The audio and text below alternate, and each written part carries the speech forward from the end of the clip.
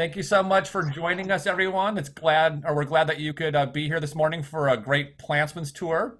We're sorry we can't be there in person and offer this tour right there on site because, as you can tell, the garden is looking great. Tim said he weeded it a couple weeks ago, or that the crew did. The So that's interns did. wonderful. The interns did. It's nice having them back, isn't it, Tim? Yes. We want to turn the camera around and show them the interns? Have the first official view? Right, introduce yourself.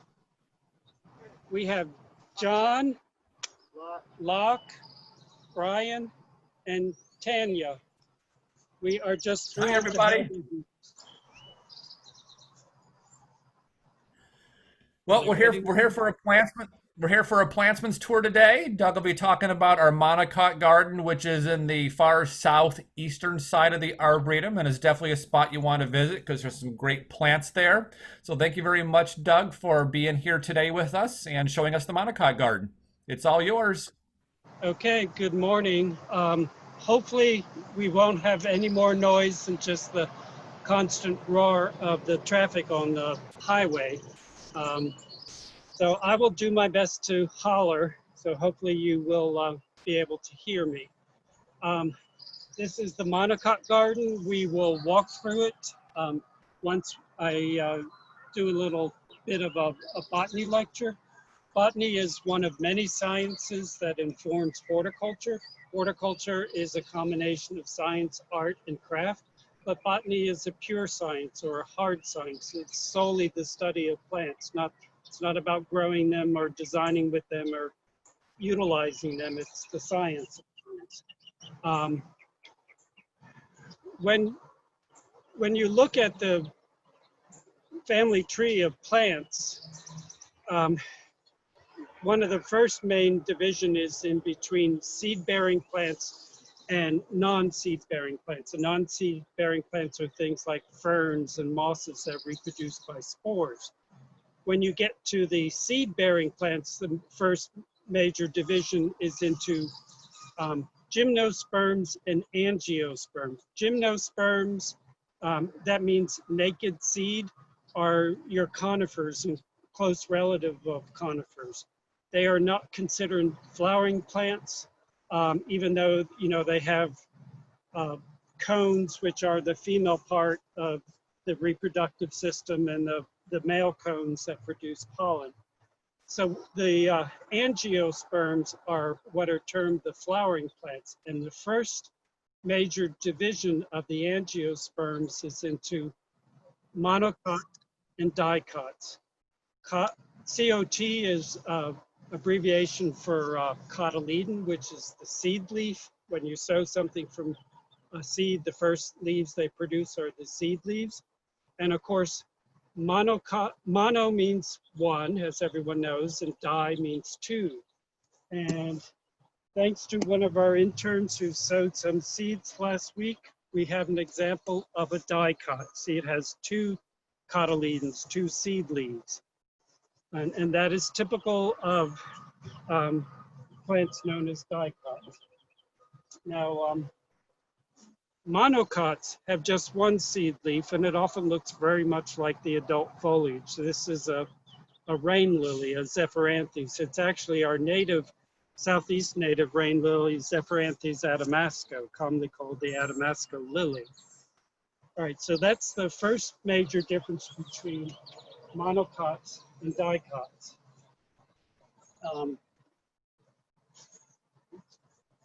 Monocots tend to have parallel veination. Maybe later on Tim can do close-ups of the foliage. So the major veins are all parallel, whereas dicots have netted veination. It's branching and branching like the branches of a tree. This is a persimmon and a sycamore. You can see there's main branches and then side branches, and and further subdivisions of that. So that's another major difference between those two groups of plants.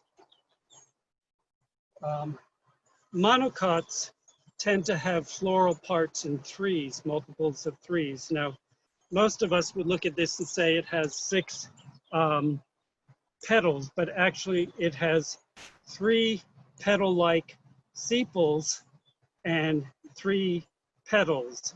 You can tell one from the other because the floral whorls. The sepals are always, if you hold the flower in this orientation, the sepals are always below the petals. And because the sepals and the petals are both, well, the petals are petals, but because the sepals are petal-like, botanists and gardeners often use the term tepals, T-E-P-A-L-S, for the situation where this, they're all petal-like. So this is a fairly typical flower of a monocot, whereas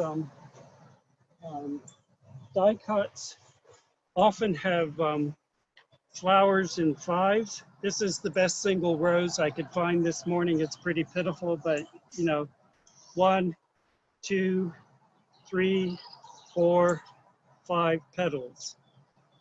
And the rose is in the rose family. And this is a hibiscus in the mallow family. You can see it has 5 big green sepals on the back, and then it has 5 petals. They look like a lot more because in this garden hybrid, they overlap so much. That's 3,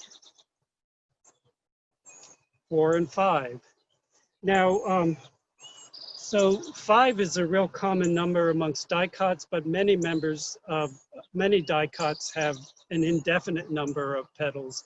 If you think of a water lily or many of the magnolias, there's no definite number of petals, but they might have a very large number of petals.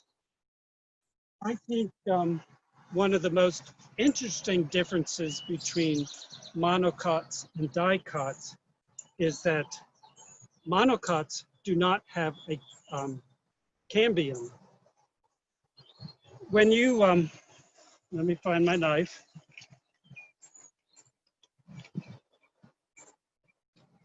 If you have a tree or a shrub and you think it's dead and you want to know whether it's dead and you scratch the surface of the leaf, you see this green layer under the bark. That's the cambium. The cambium is an amazing thing because it's what allows trees and shrubs to get, for their trunks to get wider and wider over the years. The center of a trunk of a tree is dead wood, heartwood, but the little green layer produces new cells, and so the trunk is always adding new layers of wood and new layers of bark, and that's what makes the trunk be able to get wider. You think of how wide the trunk is in an old oak tree or something like that. Well, dicots have cambium, but monocots do not. And so there aren't really any great big trees amongst the monocots. There are woody grasses that we commonly know as bamboo. There are palms that certainly achieve tree size, but they don't have a trunk that gets bigger and bigger. If you think of the cabbage palms on the, lining the streets in southern coastal cities, their trunks are pretty much the same width the whole life of the tree. They can't make a ever wider trunk. So amongst the monocots, we have largely herbaceous plants.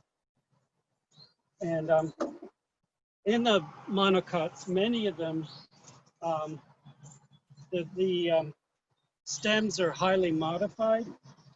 This is a young plant of one of the hardy bananas, Musa bajou, and the true stem is this bulbous thing. This is a small plant. If you were to dig up a mature trunk of a Musa bajou, that true stem is about the size of, almost the size of a soccer ball. And it's a compressed stem. And in digging up this ginger lily, which we'll get to in a minute, I dug up a bunch of narcissus bulbs. And I don't know how well this would show up, but think of you're preparing an onion in the kitchen and you cut out this little thing at the bottom of the bulb. It's known as the basal plate. That is the true stem of a lot of true bulbs. It's, again, a very compressed stem. Now, probably there were lots of shrieks of horror that I would just cut a daffodil in half, but any part of the bulb that has part of the basal plate can regrow. And indeed, in the rarefied world of snowdrop collecting, new varieties are often cut up into multiple wedges in order to increase the rate of multiplication. That's a different topic. But in many members, many monocots, the stem is, you know, an underground stem, which we call a rhizome. A rhizome, you know, is a true stem because it has buds, and the buds are what produce these new stems. So in something like a banana and the ginger lily, the quote unquote stem we see above ground is actually more correctly referred to as a pseudostem. It's composed solely of the leaf sheaths. We have the leaf blade, but then the leaf sheath goes all the way to the bottom of the pseudostem down to where it originates from the rhizome. Another characteristic of a lot of monocots is that they can produce adventitious roots, that is roots where you don't normally expect to see roots, which would be from the crown of the plant. And so you think if you've grown corn or something, and a lot of grasses produce adventitious roots up on the stem. I think that's our botany lesson for today. We can now move more towards the horticultural aspect of the plants that are known as monocots. It's a large number of families. The lily family is one of them, but in recent years, the lily family has been divided up into many smaller families. A lot of this reclassification is based on molecular research. Prior to modern scientific methods of molecular research and DNA analysis, classification was based on the morphology of the plant.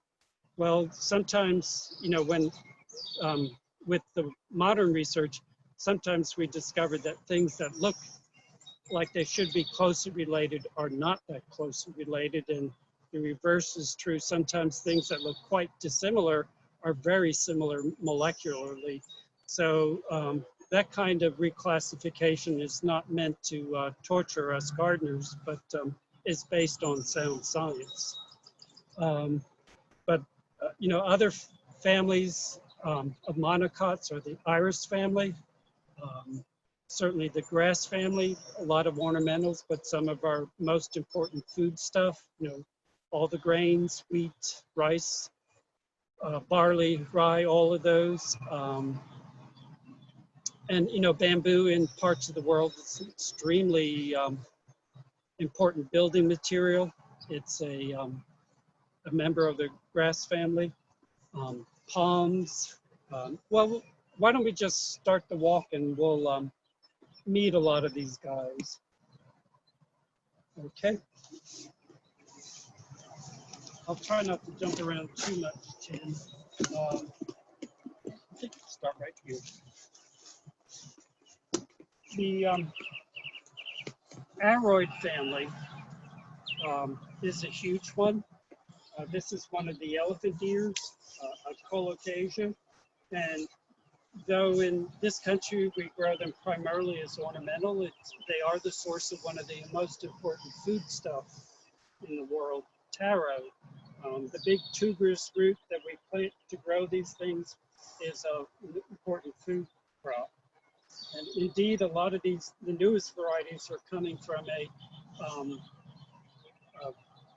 taro breeding program in Hawaii, where the person was breeding primarily for disease resistance and increased production for edible taro, but discovered he also had quite a few things that for beautiful ornamentals. It's a really large family, mostly tropical. So many of our common houseplants like philodendron and spathiphyllum and anthurium and other things are members of the aroid family. I'm sorry. I'm seeing if there might be a flower.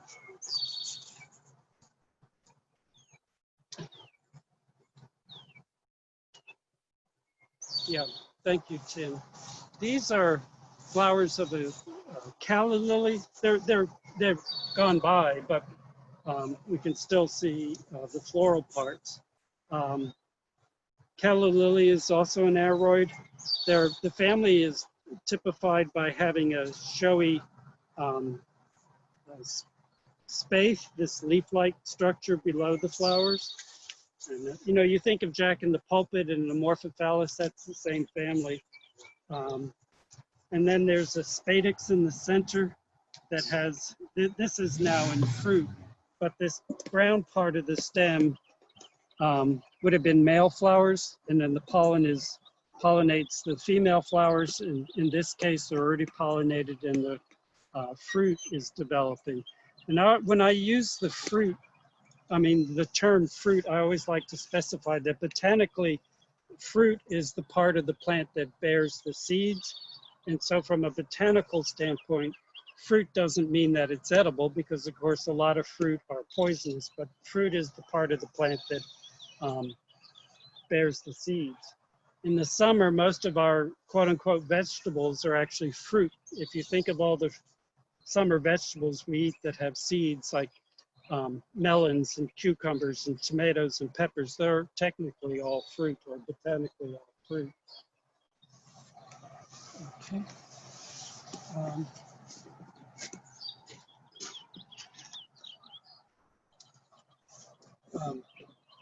Daylilies, Rocalis, the name meaning beauty of a day. When you see Calla, well, we just saw the Calla Lily. Calla means beautiful, and Rocalis means beauty of a day, because each flower only lasts one day, though they produce a long succession of bloom. Is a member of the Amaryllis family. And the Amaryllis family and the Lily family have very similar flowers. In the Amaryllis flower, there's more fusion of the floral parts. You see where these sepals and petals, what term did I use for when the sepals are petal-like? That's right, I heard someone shout tepals. There's more fusion. You can see they're fused all the way down this floral tube, and in the lily family, there's less fusion. I think we'll come across a lily in this garden.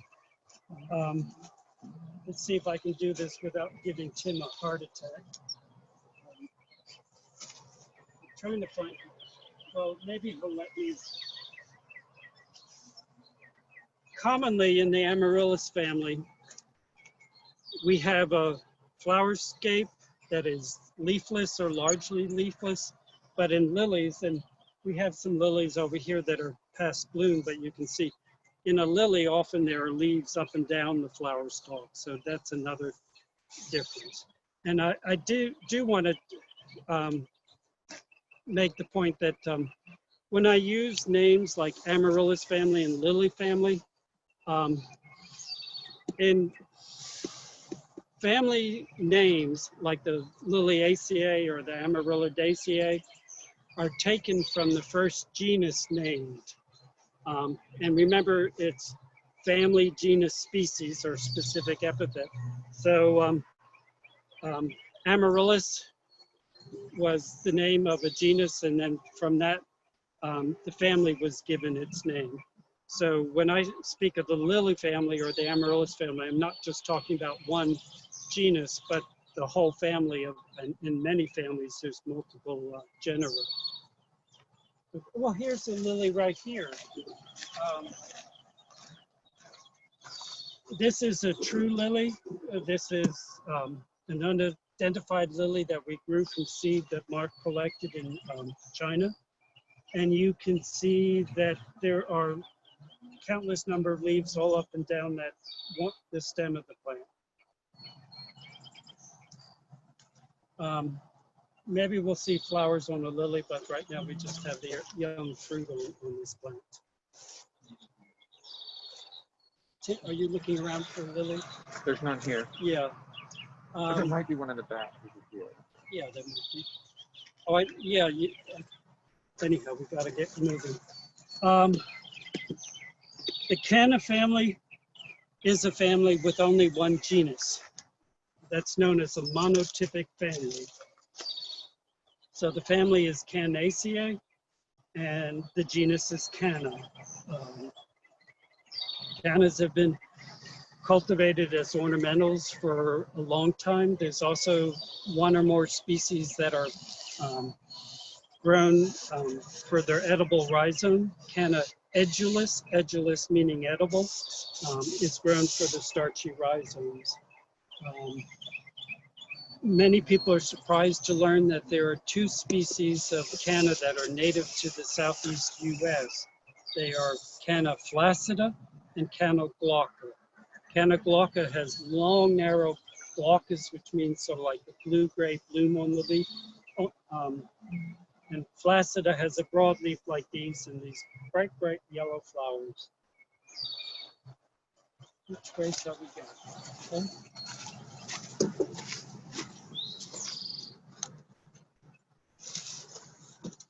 Crinums, commonly known as crinum lilies, the scientific name of the genus is Crinum, which comes from Greek krinos, meaning bulb, is another member of the Amaryllis family. You can see it has, just like the daylily, has a naked flower stalk with the flowers in an umbel up at the top. Many of them are more night blooming than day blooming, though they're very showy in the day, this one being an exception, but they really pop open in the evening.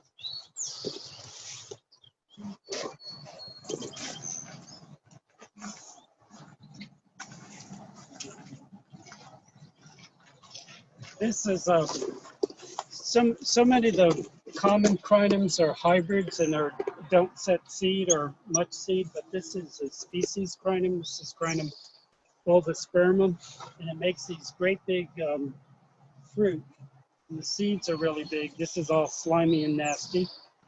Doesn't smell too bad, but there's only a few seeds inside the fruit. And actually, this one might just have this undersized one and one huge one. And they're green, which is really interesting. It's almost like they're not quite seeds and more like a little bulb, but they're easy to raise from seed. Yeah. Another member of the Amaryllis family are the rain lilies. We had a really good rain on Sunday, so some probably starting today, and you see, yeah, the rain lilies are called rain lilies because they bloom periodically in response to a rain or at least a barometric pressure change. And so you can see flower buds coming up. Today is Tuesday. We had a downpour Sunday evening, and here they come. So on and off all summer, they'll have these big flushes of bloom. The rain lilies fall into two different genera, Zepharanthes and Habranthus. This is Hyperanthus. Zepharanthes have, they both have 6 tepals. Zepharanthes tend to hold their flowers upright. The Hyperanthus hold their flowers more at an angle to the side. And the seeds of Hyperanthus are very paper-like, like most lilies. They're really, they'll just blow away. Whereas the Zepharanthes seeds are rather plump. And if you like to start things from seeds, they're really fun because they'll germinate in about, within a week's time, most of them will. Or if you're new to seeds and you want something with a real rapid positive reinforcement, they're really fun to start from seed because they are so fast. Both the crinums and the rain lilies grow from a bulb. as do so many members of the Amaryllis family. Maybe all members of the Amaryllis family? No. Okay. I don't know offhand. The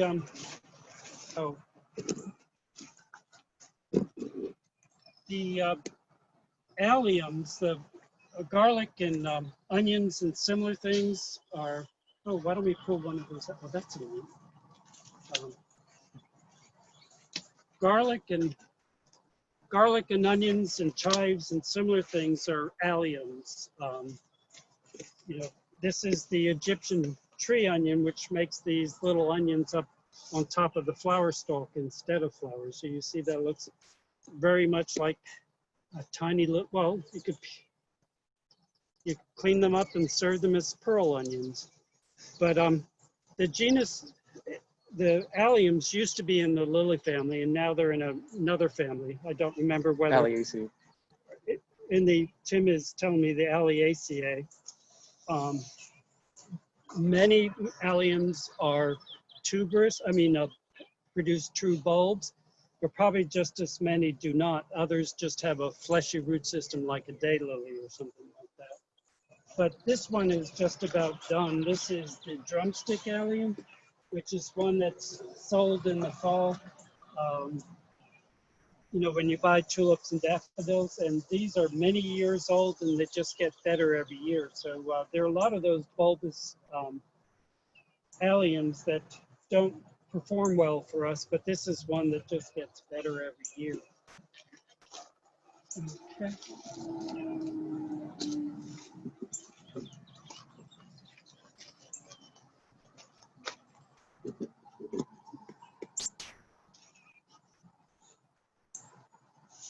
The ginger family, and it is the same family as the culinary ginger and turmeric, has quite a few genera. This is an ornamental form of curcuma or curcuma, and turmeric is a species of curcuma.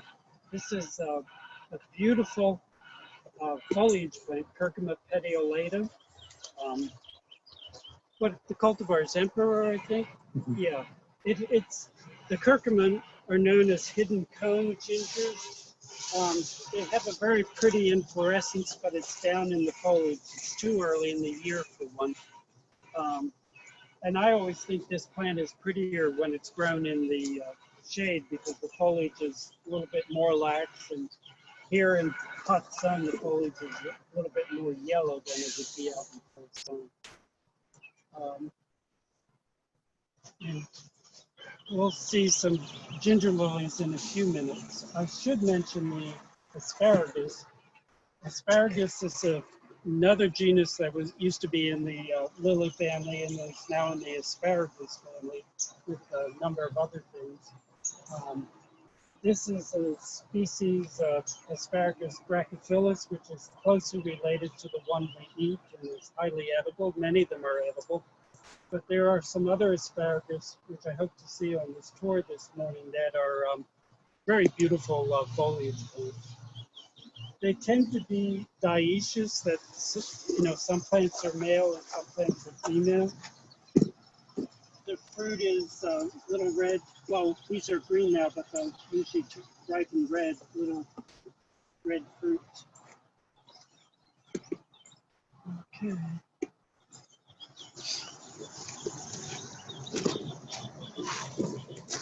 My goodness. The iris family is you know, we're familiar with, of course, many different iris, but there are a lot of other members of that family. This is Cypella. Flowers, I guess these flowers are probably not going to open until tomorrow. The flowers, like, it seems like any plant with the sky blue flowers, they're only open in the morning. It produces a almost continuous succession of blue flowers all summer. They look a lot like Tigridia. They're about this big, and but they're not cooperating with us. You see, the foliage is looks a lot like palm foliage.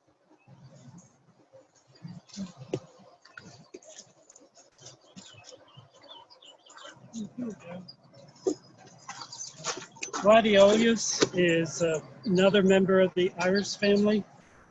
Here the six tepals are not all exactly the same shape. The flower is more bilaterally symmetrical rather than radially symmetrical. But in our climate, in warm end of zone 7, gladiolus can be left in the ground year round. This is a odd one. The cultivar is, I don't know how to pronounce Z-I-Z-A-N-E, Zizane, I don't know. But,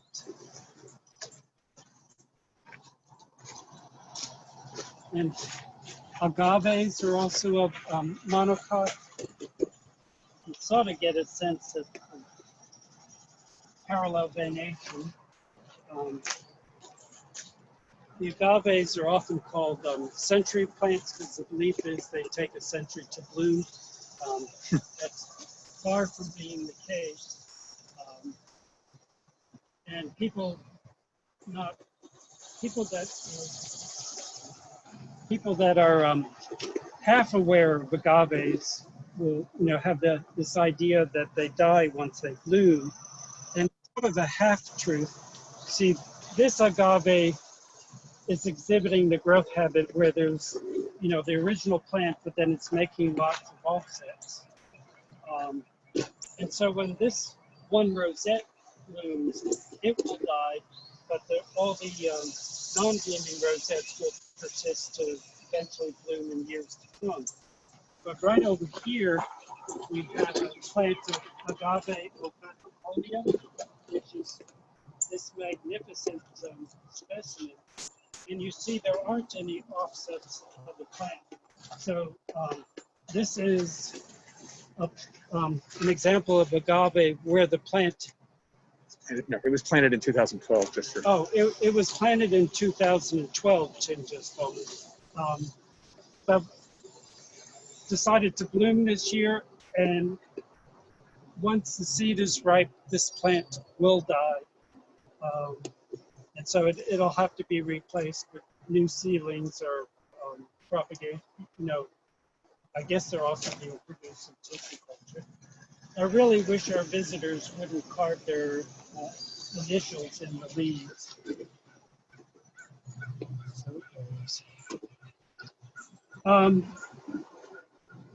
Grasses.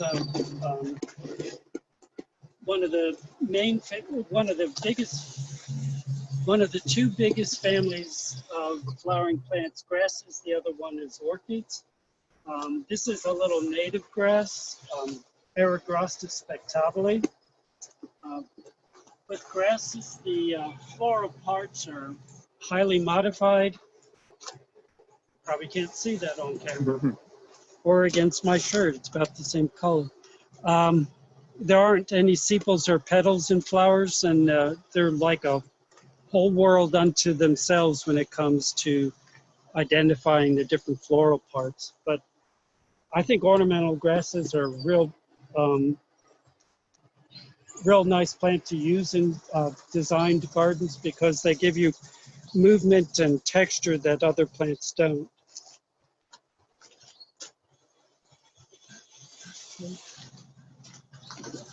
Oh, and the scary lady. We were very relieved when the Arboretum accepted the donation of this sculpture that she was holding monocots, because otherwise we wouldn't be able to put her in this garden. And, somebody needs to talk to her about using more sunscreen.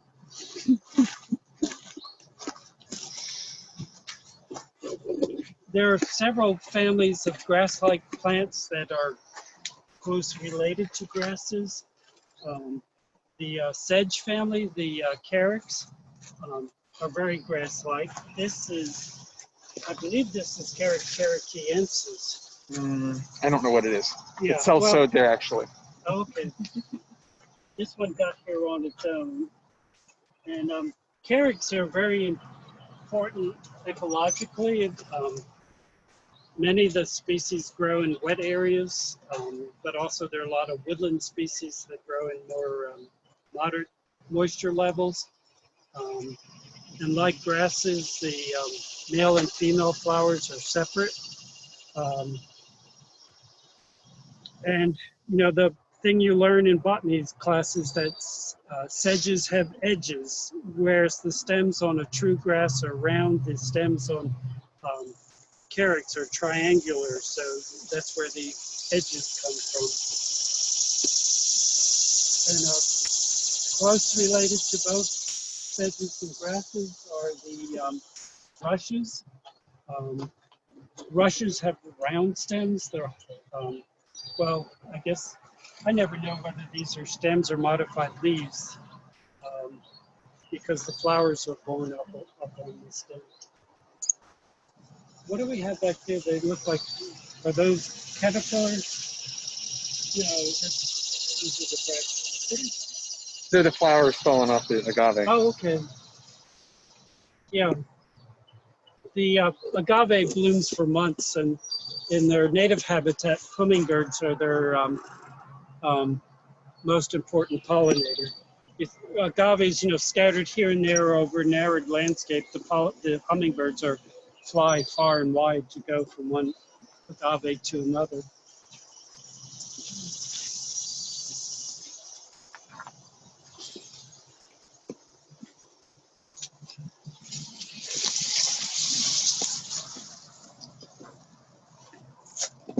Bamboos, you know, an example of a monocot with a woody stem that persists from year to year. This is one of the more well-behaved bamboos since it's a clump former and not a strongly rhizomatous one. What is this, a bambusa? Mm-hmm. Yeah. It's a multiplexa, and I can't remember what Tony called it. It's like green giant or something maybe, or green.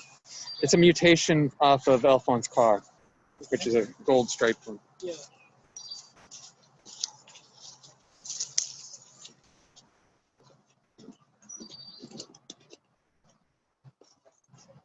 I might just point out this canna. It's a chimera, one that, well, in the camellia world, those striped camellias are described as having a stutter gene, one that sort of turns on and off sporadically. And so in this canna, you see, you know, green leaves striped with burgundy, and probably occasionally the entirely burgundy leaf, but the same variability occurs in the flowers, various amounts of red and yellow. Cannas have, the floral parts are more modified than in other monocots, because, so I'm not always sure whether I'm looking at, you know, sepals or petals. I might just point out a garden maintenance issue. If you're growing Louisiana Iris, they will make these huge fruit. They will make these huge fruit, and if you have named varieties of Louisiana Iris, it's really good to cut these off because they are very fertile, but the offspring will be different from the parents, and so you might quickly not know, you know, who you have in the garden anymore. At this point, this Louisiana Iris would really benefit from having all these old flower stalks cut off, and the, you know, the what will remain is the younger, fresher looking foliage. We'll just turn our attention right around here. Another Iris family member, Crocosmia. See it quite a bit like the gladiolus, but with a branched inflorescence. They grow from a corm, like the gladiolus and crocus and stuff. Really worthwhile garden ornamentals because they're blooming now in July when we're past the peak of the spring display, so anything that blooms in the summer is very worthwhile. We'll take a look at the pineapple lily.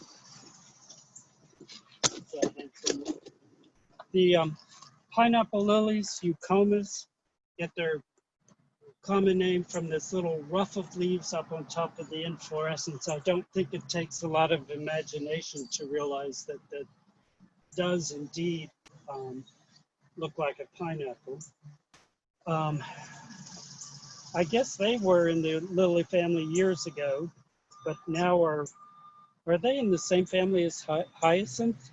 Yeah, the hyacinths and the eucomis are now in their own family with a bunch of other relatives. A really interesting and fun thing about the pineapple lilies is you can propagate them by leaf cuttings. I'm trying to take a leaf bit. Don't matter. Perhaps you've rooted the houseplant snake plant from a leaf cutting. Same procedure with the pineapple lilies. It's essential that you maintain polarity. That is what is up or down. Down is, you know, closest to the crown of the plant. Up would be the tip of the leaf. So you can make multiple leaf cuttings out of one leaf. That's a good size. These are a good size. This is the bottom of the leaf, and that's the part that needs to be stuck into some, you know, good soilless potting mix and just kept evenly damp over the next couple months, and they will eventually root and eventually start. You'll see a little leaves starting, and there'll be a little tiny bulb with each of those leaves. So just something. Now, there's so many other plants with similar looking leaves like this Crinum, but most of them are not going to root from a leaf cutting. So you can try, but don't expect to succeed. Okay.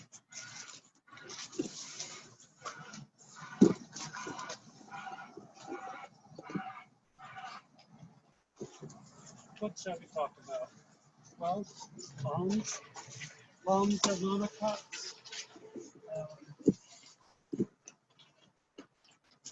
This is one of the most common native palms, native to the southeast and around the Gulf Coast. This is sable minor, minor meaning small.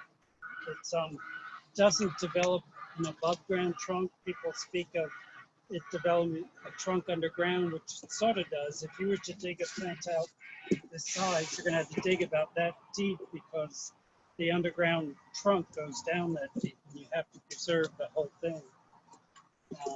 These flowers are not yet open, or maybe these are.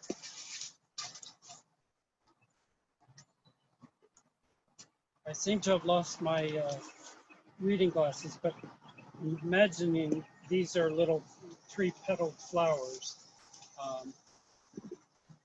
Pollinators really love these flowers. Birds enjoy the fruit in the winter. It's a really beautiful architectural plant year-round. It'll grow sun or shade, wet or dry. It's a good rain garden plant because it's a floodplain native in a lot of its range, and it will, you know, tolerate those swings from standing water to parched soil. Okay. We saw that I showed you that little potted banana and the true stem. Well, these this is another banana, and so this whole stalk, the whole pseudostem is just all leaf sheaths. You can see on this one, sort of trace this leaf all the way down.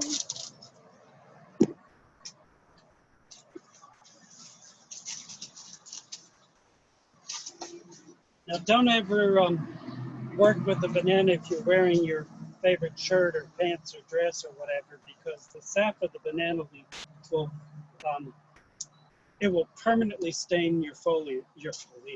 Will permanently stain your clothes, and you won't see it until after you wash it the first time, because the sap is colorless, but when something comes out of the wash, it's sort of this tea-colored stain. Now, Musa bajou is known as the fiber banana, not a dietary fiber, but a textile fiber.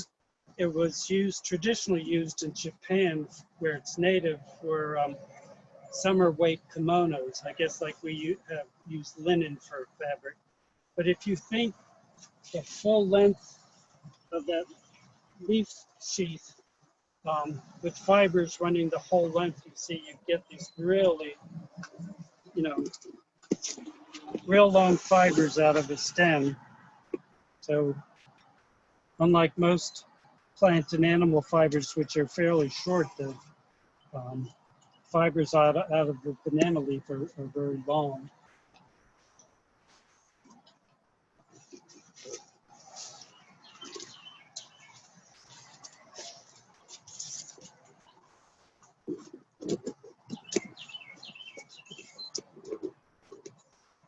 What family is Polyanthus? Agaves. Oh, okay. That's interesting. This is Polyanthes. You most likely know tuberose, which looks like this, but larger, creamy white flowers that are very, very fragrant. But this is a little hybrid one called Sunset that blooms pretty much from this point up until frost. Really enjoy it. And believe it or not, it's in the same family as agave. Though its foliage is soft and it disappears in the winter. But we really enjoy it all summer. There's actually been hybrids made between that and Manfreda. And that might be in Hansaria, I'm not sure. I think Hansara does have which has agave, Manfreda, and Polyanthes. Yeah, it's a trigeneric. It's a hybrid between plants in 3 different genera.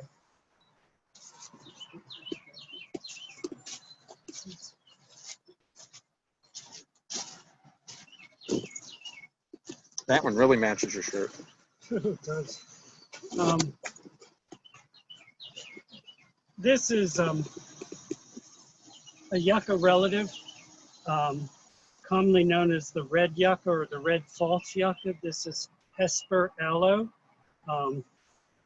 referring to the aloe-like foliage, and Hesper to the evenings. I guess in some species the flowers are more open during the evening. But this is a small-scale plant. It is tall in bloom, more often standing more upright. But it blooms for months and months in the summer, and hummingbirds really love it. So if you have a sunny spot with good drainage, not excessive drainage, just normal drainage, I would include it in most gardens. There was just a hummingbird. Okay, we just scared off a hummingbird.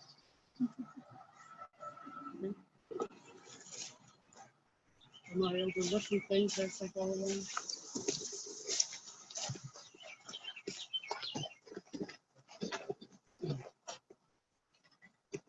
I mentioned that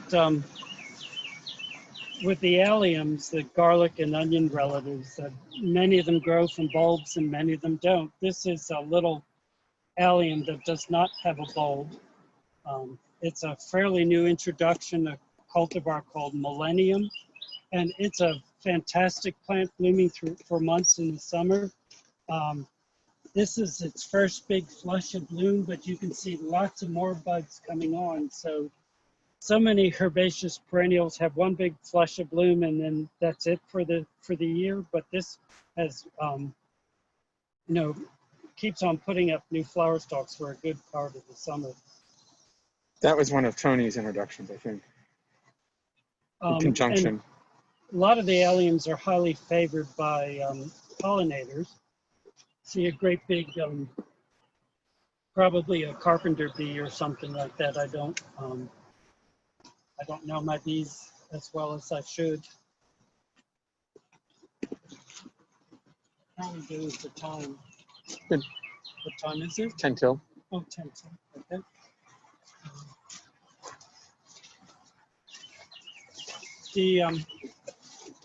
It's early for ginger lilies.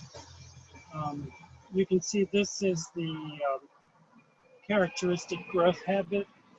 These sort of ladder-like arrangement of leaves. They are beautiful summer up until hard frost bloomers. They do spread, not rampantly, but after a number of years you have more than you need, but you can share them with your neighbors. I really like cannas, but in recent years the canna leaf rollers can really mar the foliage all summer long, and the ginger lilies aren't bothered by that caterpillar. Many of the ginger lilies are also very fragrant, which is an added bonus to them.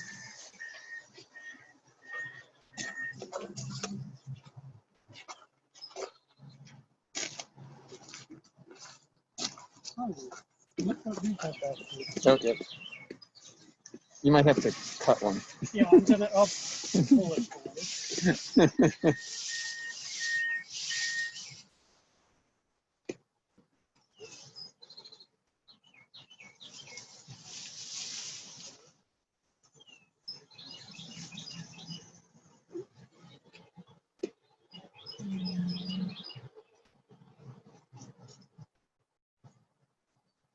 Okay.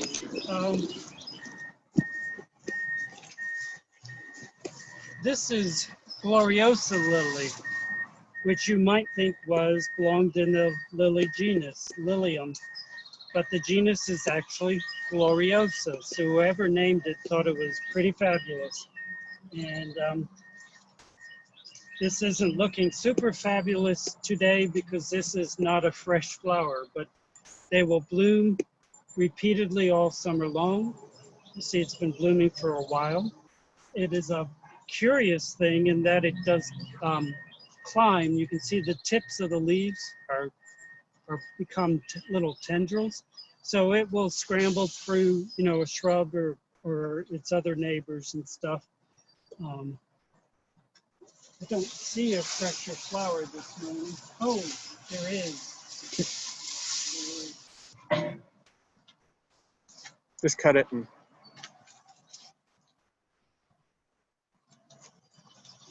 And these are from Africa, and I think they grow on grasslands in Africa, as well as I think they range into like India, so over into southern Asia as well. And they're very poisonous, and they're in the Colchicaceae, so the Colchicum family, which colchicine, I guess it's used for gout treatment, and they also use it for multiplying the DNA. Yeah, to cause mutation. Yeah, mutation. So nasty family, but. But here you can see flowers of various ages.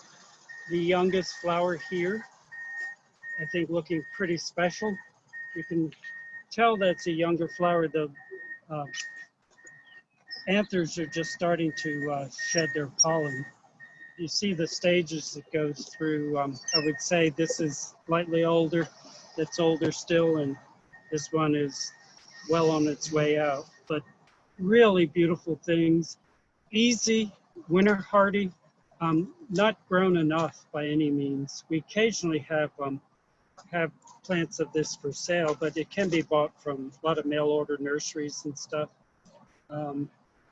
It grows from like a finger-like tuberous root, I guess. One of you want this? Can't do anything with it. They can be raised from seed or certainly division of the tubers.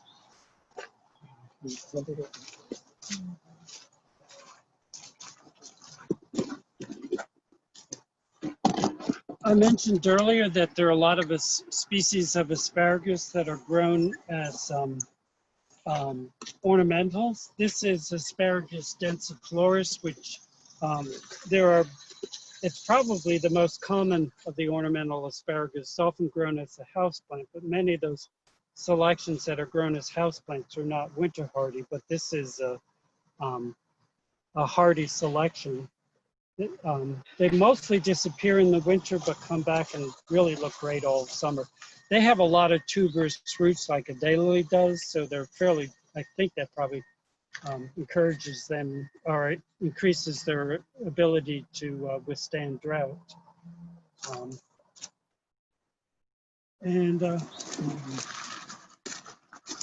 Let's see. I might jump back here and talk about the big area. This is a super fun plant. I'm well over 3 feet tall, and you can see this is even taller than me. This is an allium that's very closely related to giant garlic or elephant garlic that you buy in the grocery store. But this is a garden selection, perhaps a hybrid, called Summer Drummer. You can find it from mail-order nurseries that sell bulbs in the fall catalog for tulips and daffodils. Most of those large flowered alliums do not persist for us in this climate. Some of them aren't even good in their first year. Some will make a lovely display their first year, but then that's about the last year we see them. This one has been here for quite a few years, maybe about 5, 2 is indicated. So really worthwhile. Of course, you could just plant the elephant garlic or giant garlic. It'll look very much like this, but it'll be about 5 feet tall. Tell me if I need to stop, but I need to stop. Oh, we just scared a rabbit. You didn't tramp on it, darn. Yeah. Another member of the Iris family, Blackberry Lily. I knew it for many, many decades as Velum canda. More recently, the taxonomists have lumped it with the Iris, so it used to be Velum canda domestica, now it's Iris domestica. The more common form is orange and about this tall. And of course, its common name of blackberry lily is because the cluster of seeds looks very much like a blackberry. Glossy black seeds, super easy from seed. Pollinators, especially butterflies, like the flowers quite a bit. And this pretty little thing, I'm going to have to ask Tim for its name. It has a couple different ones. You'll see it as Anthericum or Chlorophytum, Sandersoniae, I think. Yeah, Chlorophytum being the same genus as the houseplant known as spider plant. It blooms for months and months. Right now, there's not a whole lot of bloom. You can see a lot of clusters of seed. But pleasant fountain of foliage. A quiet thing, but quite showy. It does self-sow. Yeah. But it gives more for the rabbits to eat. Yeah.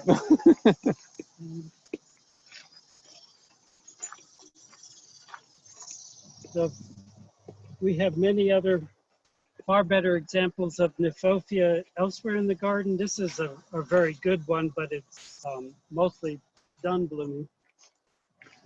I wouldn't know what family Nymphophia is. Asphodelaceae, I think. In the asphodel family, again, one of the genera that used to be in the lily family. Either that or Xanthorrhizaceae. Yeah, well, and with the reclassification, sometimes the taxonomists don't stick with the new family for terribly long, and so it's hard to keep up sometimes. But again, you can see 6 floral parts. It would be 3 sepals and 3 petals, all petal-like, fused into a tube. We mentioned the tuberose earlier. This is a selection of tuberose with handsome variegated foliage. How are we doing for time? It's like 1 till. 1 till? I don't, Tim, Chris, were we allowing questions today? No? Well, you can see we've been busy in the color trials this year. If we open up before frost, you'll see the normal display. We're down at the sort of the perennial end. Though the first bed is a bed of caterpillar feeding plants, the next bed are annuals, but then there's about 4 or 5 beds of perennials, and those always tend to have some open spaces because the perennials are not cleared out once a year like the annuals are. And so something might be there for 3 years and then it goes away, but there's nothing to fill in the blank right away. But we're getting by here at the Arboretum. Thank goodness we were allowed to bring our 4 interns on. But beyond that, it's me and Tim and occasionally Bernadette trying to keep up with taking care of your garden. So hopefully it won't be too long before you're all able to come out and visit again. Until then, I hope everybody will stay safe and enjoy good health. Thank you for being on this tour today. Chris, are there any questions? Thank you very much for the tour. This is a good time for the questions. The chat was fairly quiet question-wise, but I'm sure they have some. So speak up now, whether it's live or in the chat. You can hold the space bar down to ask your question live.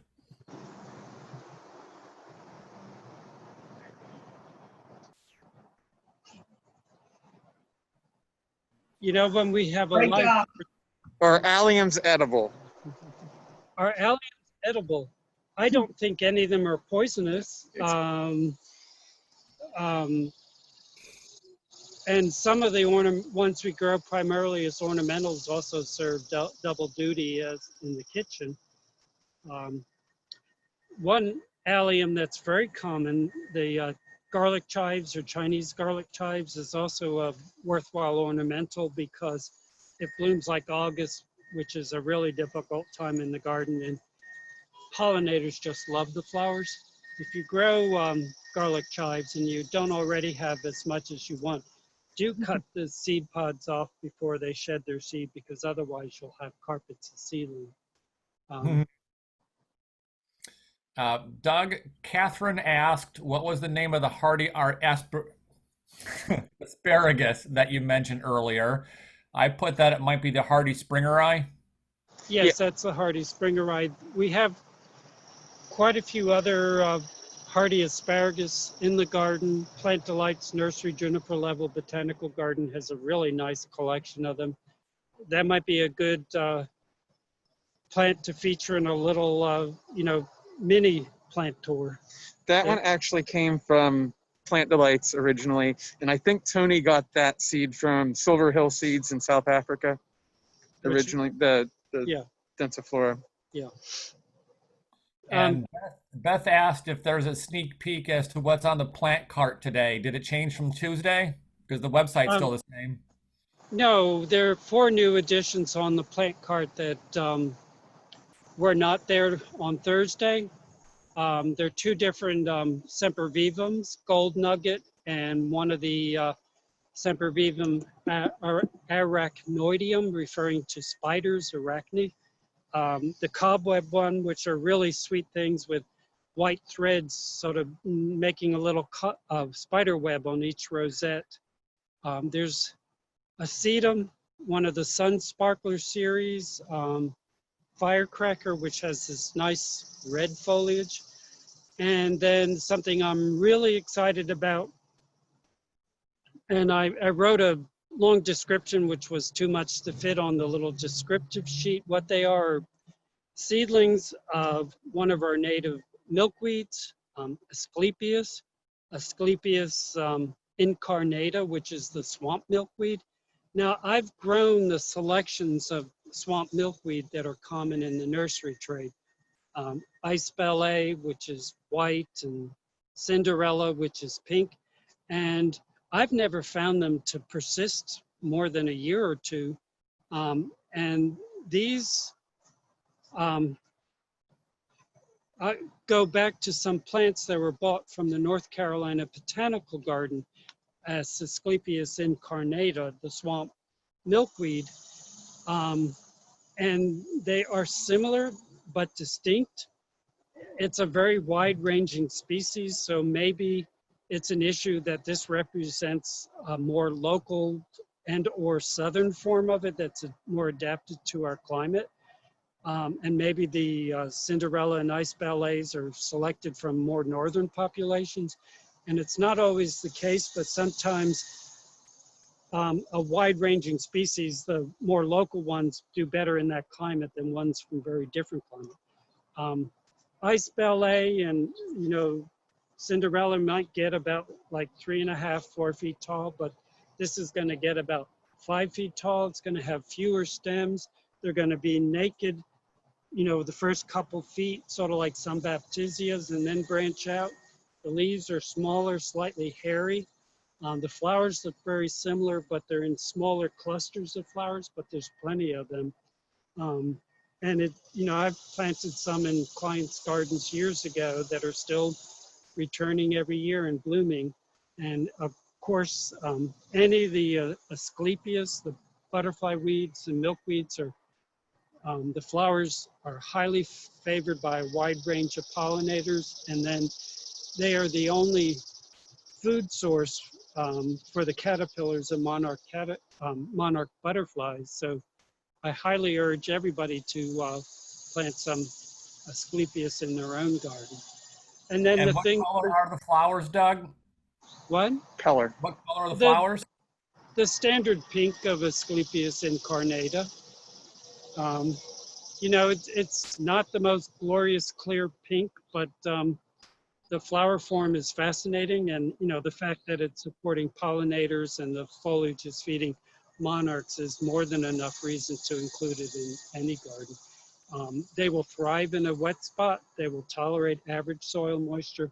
I wouldn't plant the swamp milkweed in a dry spot. If you have a dry spot, plant the orange butterfly weed, which is very drought tolerant. We have some little plants that are right over here. What's that? Technical question about the plant cart. Have you updated the plant records for that one? Because I can update the website. I think that happens automatically. Dennis has been handling that from home. I haven't looked at the website. The plants that are returning from last week are one of the figs that we had in the garden, Cadota. Some of the evergreen Solomon seal, Dysporopsis pernii. There's a few more plants of the one of the climbing hydrangeas, the Schizophragma moonlight with the beautiful silver foliage. And the Canna orange tiger, which maybe Tim will shoot a picture on his way out. We have a big stand of it in the garden. The foliage is yellow striped and the flowers are yellow and orange. So similar to Bengal tiger or Praetoria, but the flower color is different, being bicolored like that. So I'll just make a little addition to the plant cart. There is a web page on our website underneath sales for the plant buggy. It does list all the plants that should be available at the time that the cart was put out. There has been no update this morning for all the new ones. It just has all the ones from Tuesday that are still left over. So I'll look and see if an update is available. I think it was Marilyn that asked if the plant cart is available for purchasing. Yes, it is, Marilyn. It's put out on Tuesdays and Thursdays. And Doug and Tim, what's the time? 8 to 4. 8 to 4. So 8 a.m. to 4 p.m. is when the cart will be out twice a week. And they do look at putting some different plants out each time that the cart is put out. So Marilyn also asked if the Asclepia incarnata be good for a rain garden, and I think it would. Oh, absolutely. Rain garden would be perfect for it. And Marilyn, I also planted that in, if it's our Marilyn with deer, I've planted that Asclepias in gardens where deer were very much a problem, and they leave the Asclepias alone, which is not terribly surprising. They smelled pretty bad. And Flora asked a non-arboretum question, but will allow it this time. She asked if Tony Avent is still selling plants. I don't think Tony ever doesn't sell plants, so you can visit his website and buy some. Tony is having an open house this weekend, so the gardens will be open on Friday, Saturday, and Sunday, and that is the same for the following weekend as well. I don't remember the times exactly, but I think it's 8 o'clock in the morning until 5 on Friday and Saturday, and then either noon to 5 or 1 to 5 on Sunday. Of course, check his website for times. Don't trust me. Trust what they have to post on their own websites. Someone just wrote 1 to 5 on Sunday. So I think that was the questions that the chat had.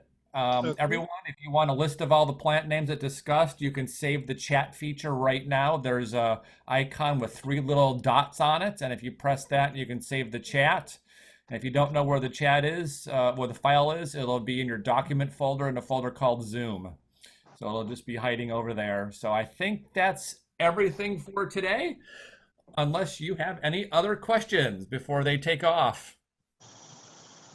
While you see if there's any more questions, I'm going to briefly walk over to the cannas that Doug mentioned.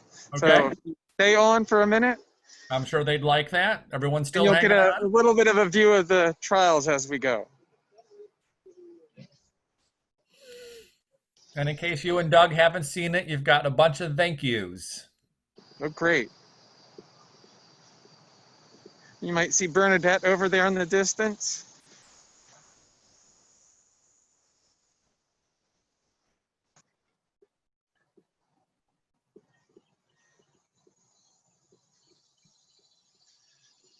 Starting to get them they'll be starting to come into view, but I'll go right over to them. There we go. I think you just had Bernadette in the photograph or in the frame for a moment. Yep. You're fine, Bernadette. Last week we were able to clean up the conifer garden. So Cindy is still on. It looks so much better. We worked in the mixed border yesterday.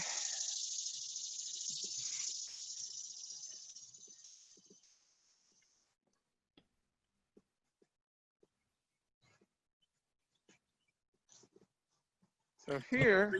The three dots are inside the chat window, so you have to open up the chat to see it. So there are the cannas that Doug was talking about.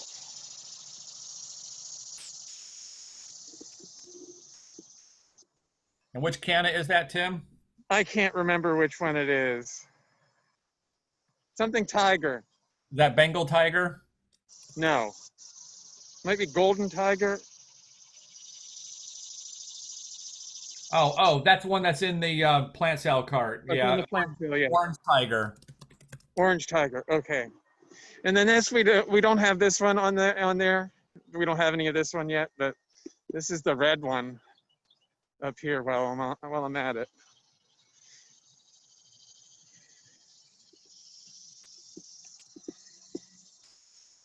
So that's about it. If there's no more questions. So thanks, everybody. Thank you, Tim, for doing all the recording and being the background voice for the tour. And thank you, Doug, for the tour as well. We really appreciate it. And thank you to everyone that joined us today for the Plantsman's Tour. And we're hoping to do some more in the near future and maybe even one sometime at the Arboretum. We'll certainly see what's up. Thank you very much for joining us.